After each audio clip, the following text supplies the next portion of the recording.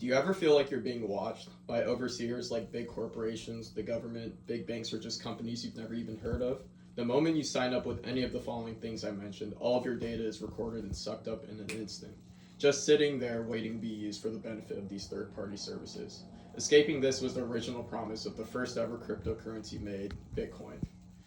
My personal experiences with cryptocurrency has helped me grow my knowledge around financing, investing, and other lifelong skills that I can apply in the near future. In the upcoming minutes, I'll be informing you about what cryptocurrency is and the concept behind it. I'll first discuss the origins and use of crypto. Secondly, I'll explain the inclining rising growth of cryptocurrencies in 2017, resulting in the great crypto crash of 2018.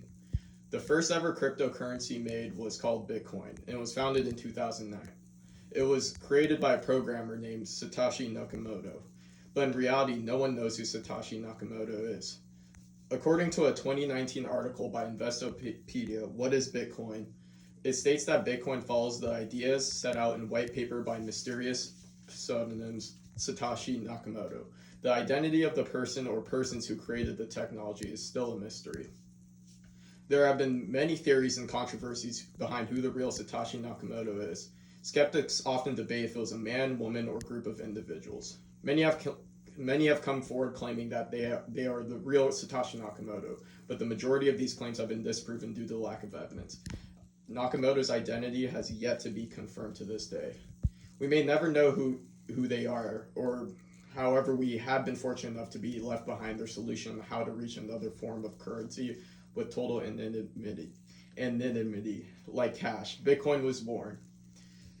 Bitcoin is a digital currency that was made following the big housing market crash in 2008. It is a consensus network that enables a new payment system and a completely digital money. According to Bitcoin.org, Bitcoin is the first decentralized peer-to-peer payment method network that is powered by its users with no central authority or middleman. Bitcoin is essentially just cash for the internet. This means you could buy anything you want without being it traced back to you. Since there is no central authority, there are no banks tracking your transactions. Citizens in countries with dictators aren't able to spend their money freely due to abusive restrictions. But with Bitcoin, there's a way around this. Unlike normal currencies, Bitcoin is created, distributed, traded, and stored with the use of decentralized ledger systems known as a blockchain. A blockchain is essentially a ledger of transactions, much like how a bank maintains, but copies of that ledger are distributed among computers all over the world, automatically updating with each transaction. Now that I've discussed the origins and use of cryptocurrencies like Bitcoin, I'll now move on to the rise in the attention the crypto received in 2017, resulting in the great crypto crash of 2018. People started realizing that there was something broken with the old centralized system with money. Then Bitcoin caught the eye of the media. Everyone loved the idea of the new form of currency. People couldn't trust their banks anymore, so many started investing into Bitcoin instead. Word started going around town that Bitcoin was going to be the next big thing.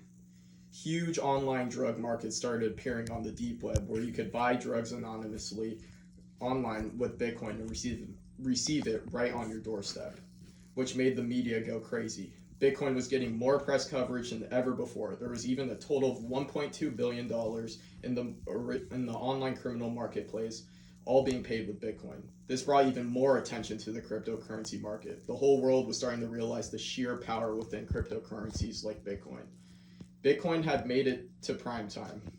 Businesses began creating their own cryptocurrencies and started selling the coins as a way to raise money, kind of like shares on the stock market. This made people start trading cryptocurrencies like a stock market too.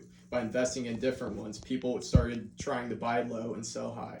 As the years went by, it started becoming pretty easy to sell high, as Bitcoin was skyrocketing to numbers people would have never imagined it would reach. People all over the world were becoming millionaires. It started becoming the norm to see teenagers driving around in Lamborghinis due to hopping on the trend early. According to a discussion paper by the University of New South Wales titled The History of Bitcoin, published in 2017, the average price of one Bitcoin in 2013 was roughly above $22. Fast forward to late 2017, the all-time high price for one Bitcoin was $19,783. But like all trends, they eventually come to an end. based on an article by the North American Journal of Economics and Finance titled "Did the Introduction of Bitcoin Futures Crash the Bitcoin Market at the End of 2017?" published in 2020, states the price of Bitcoin dropped significantly, about 70% in the first 2 months of 2018. No one knows what caused the crash. Some may believe that it was because of all the reports of suspicious trading. Others were scared that the government could swoop in at any moment. The world would never know, but we are very fortunate enough to experience this new concept. Now that I've informed you about what cryptocurrency is and the concept behind it, I hope I have educated you well on the topic and answered questions or thoughts you have had on the cryptocurrency. Remember, you can never know who's watching you at any given time, but who can watch you if you don't physically exist? Thank you.